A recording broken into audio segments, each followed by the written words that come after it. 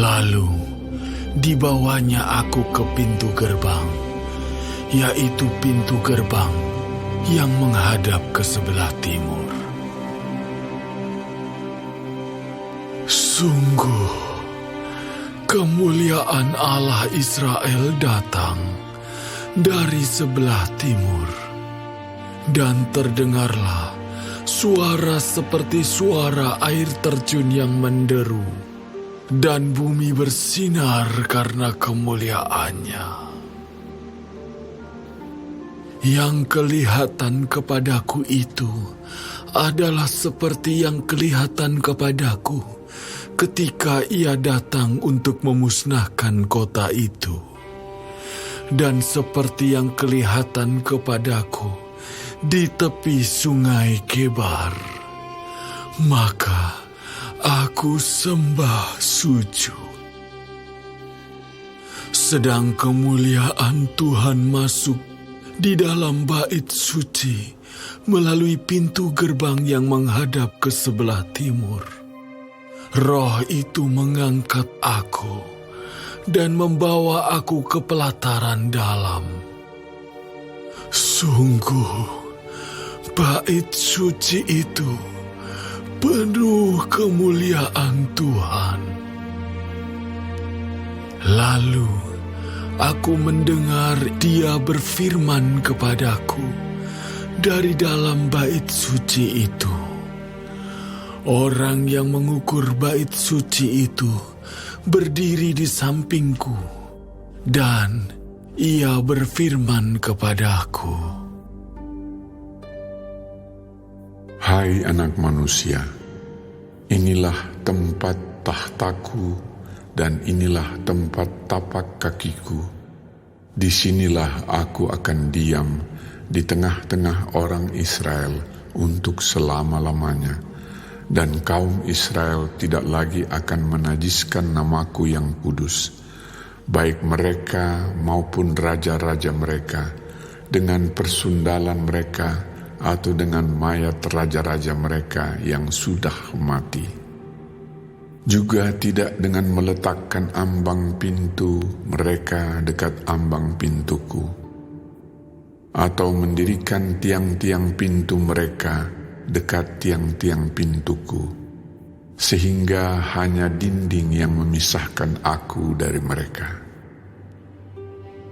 Mereka menajiskan namaku yang kudus dengan perbuatan-perbuatan mereka yang keji.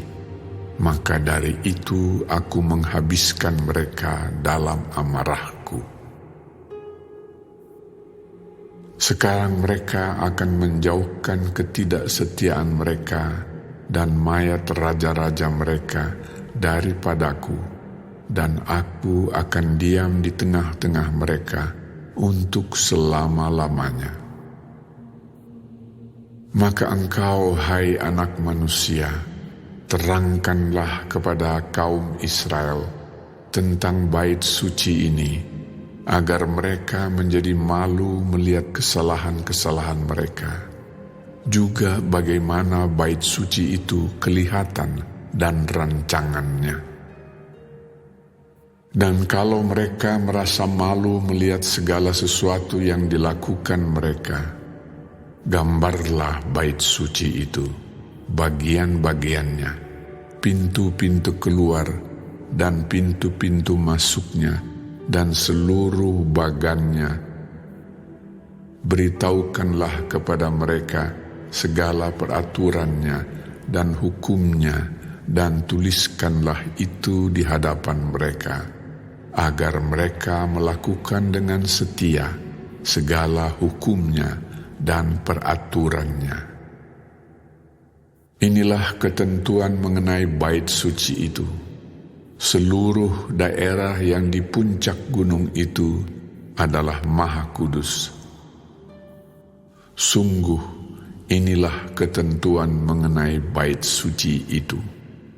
Inilah ukuran-ukuran mezbah itu dalam hasta, yaitu hasta yang setapak tangan lebih panjang dari hasta biasa.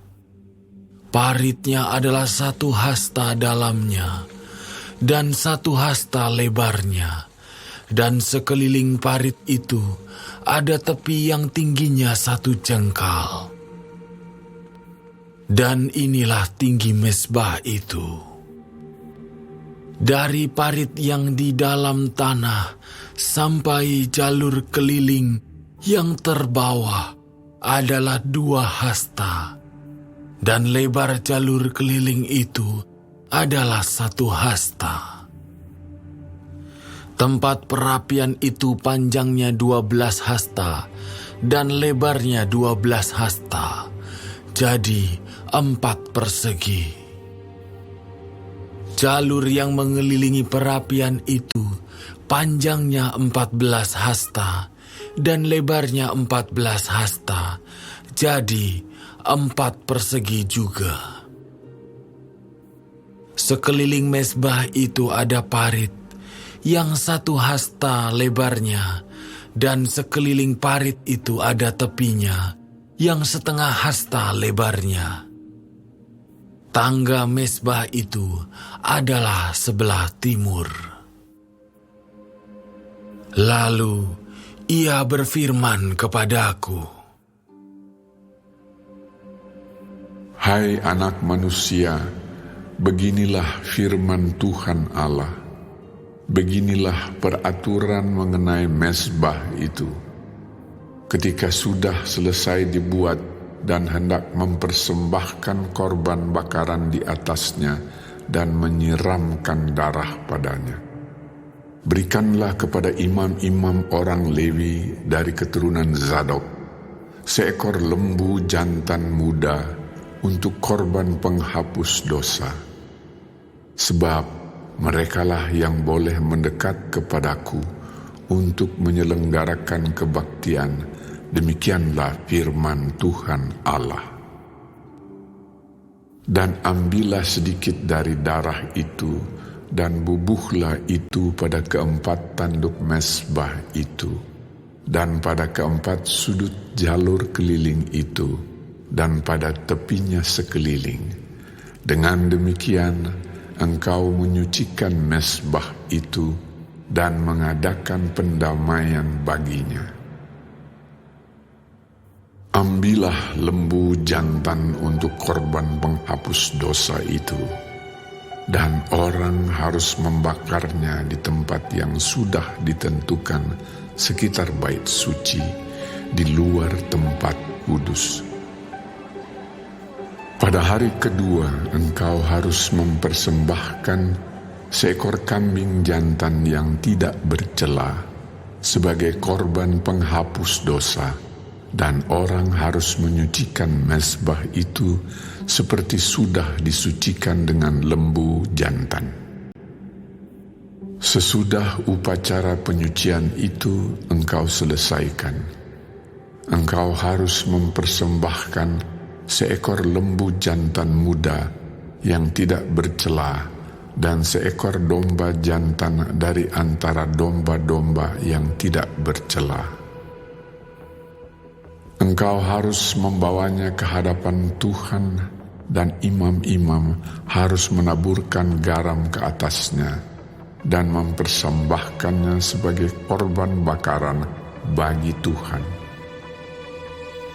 Selama 7 hari engkau harus mengolah setiap hari seekor kambing sebagai korban penghapus dosa. Harus diolah juga seekor lembu jantan muda dan domba jantan dari antara domba-domba yang tidak bercela. 7 hari lamanya mereka harus mengadakan pendamaian bagi mezbah itu serta mentahirkannya, dan dengan demikian mentahbiskan mezbah itu. Sesudah hari-hari itu berakhir, maka pada hari ke-8 dan seterusnya, imam-imam akan mengolah korban-korban bakaranmu dan korban-korban keselamatanmu di atas mezbah itu, dan aku akan berkenan kepada kamu. Demikianlah firman Tuhan Allah.